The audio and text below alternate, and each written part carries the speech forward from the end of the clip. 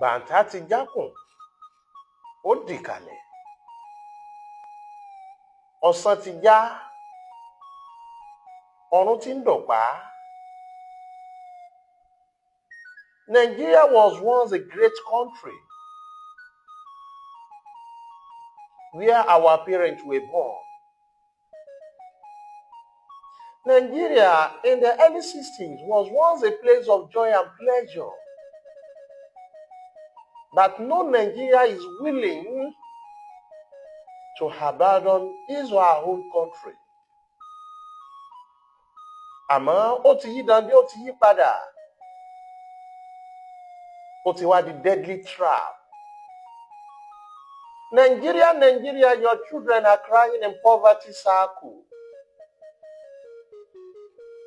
From poverty circle, it now become a deadly trap on daily basis.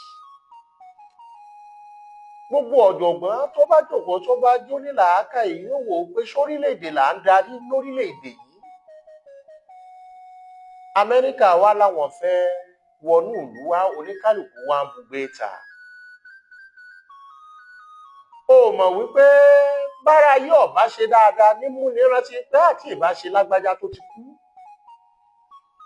Ojoojúmọ́ là ń fìjọba kan yìn ìjọba kan. Kódà Yar'Adua gbogbo ìgbà lóníkálùkù tún gbàdúrà wípé Yar'Adua tí ìbá ṣe kúkú. Nítorí ẹni tó wà nú ayé kò jámọ́ kankan, a ò rí bà tiẹ̀. Orílẹ̀-èdè yìí, ikú ọ̀dọ́ ò jọ wá lójúmọ́, kí wọ́n jí ni gbé kò ń ṣe nǹkan tó jẹ́ àjèjì sétí mọ́. Bọ́ ọ bá fẹ́ gbọ́ kókó owó inú ìròyìn láàárọ̀, dandan ni kó o gbọ́ bí tí wọ́n ti gbé nípa, tí wọ́n ti gbé ni, tí wọ́n ń béèrè owó.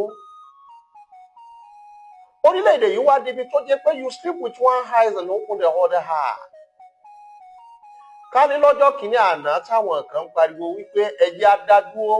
Ṣé gbà t'Amẹ́ríkà fẹ́ dé yìí, ṣe bórílẹ̀-èdè tí wọ́n bá ti ń para wọn bí apá òkè ọya lọ́hùn ni wọ́n lọ. Gbogbo wo níjọ máa sá kíjokíjo, ẹ̀rù ó máa bà wá báyìí.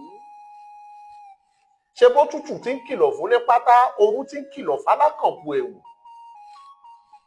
Lọ́jọ́ tá à ń pariwo wípé wọ́n ní kálukú ó ṣe tiẹ̀ lọ́tọ̀ọ̀tọ̀ ni wọ́n fi mọ ibi tí ogun ti ń jà wọ́n.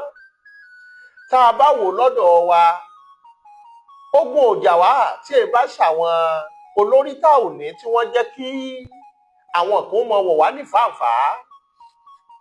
A ní jagunjagun méjì tó dáńtọ́ tí wọ́n sì tó gbangba sùn lọ́yẹ́. Níbo la bá wọn dé?